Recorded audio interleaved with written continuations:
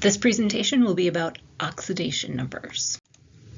So we'll start by defining what an oxidation number is, and then we will use a set of rules to assign oxidation numbers.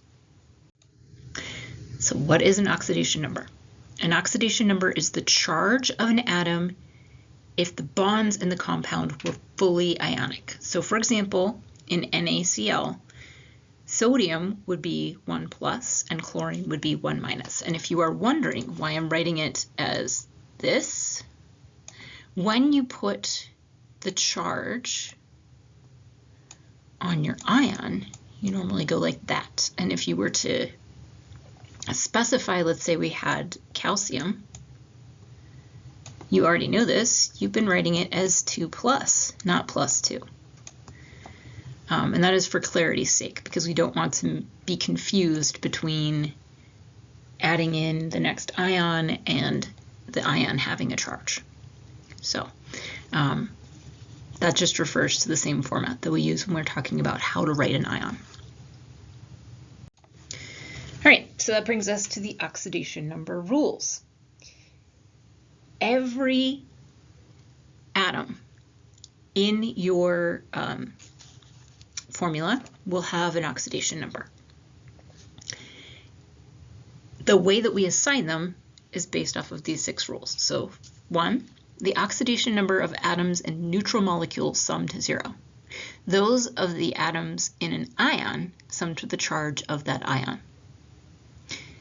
2, each atom of a pure element has an oxidation number of 0, including diatomic elements. So if it was F2, for example, both fluorines in that atom would have an oxidation number of 0.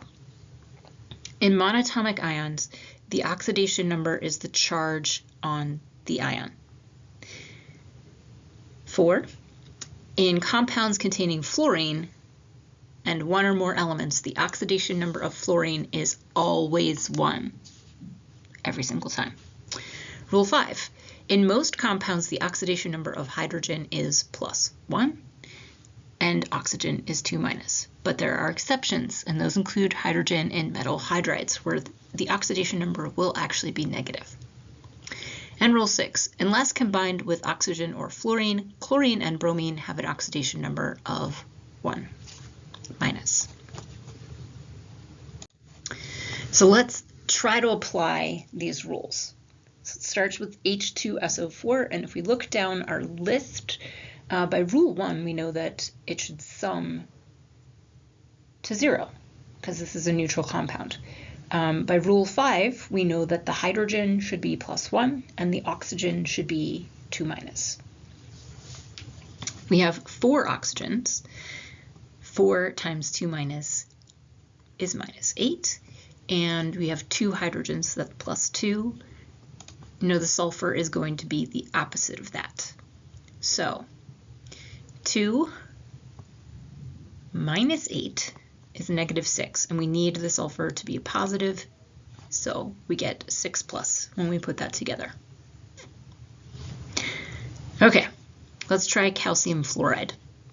By rule 4, fluorine is always 1 minus. So we have 2 of them, which means calcium has to be 2 plus.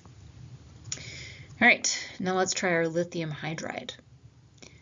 If we take a look to our hydrogen rule, which is number 5, the exception is in metal hydride. Lithium is a metal, so this is a metal hydride. Now lithium is normally plus 1, and hydrogen is going to be minus 1 by extension. And yes, that is confusing, but nonetheless true. This is the one case where hydrogen will have a negative charge. It's just the oxidation number, and it's only the metal hydrides. All right, finally, that takes us to MnO4 minus. And I put the minus sign in red and made it bold so that it really stands out.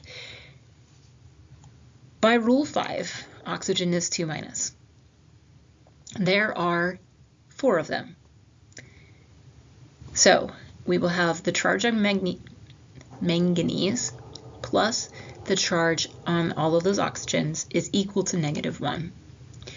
So if we then solve for the charge on manganese, we get 7 plus. Okay, So hopefully this process makes sense. We're going to practice it in the next slide. So here's our practice. I've given you 4 new examples, one of which is an ion. And I would like you to try to figure out what the oxidation numbers are on each atom in these compounds. And I put a star on ammonium nitrate because that one is tricky. It's a little bit harder than the rest of them. So, did you get the right answer? If you didn't, I want you to go back and try to figure out why you didn't get the right answers. These can be a little bit complicated, but they do work. So, in summary, an oxidation number is the charge of an atom if the bonds in the compound are fully ionic. And then we have our oxidation rules, of which there are 6. And just FYI, if in doubt, you can go to the periodic table and kind of use the charge from there. It will most often work, with the exception of the exceptions, which are in the oxidation rules.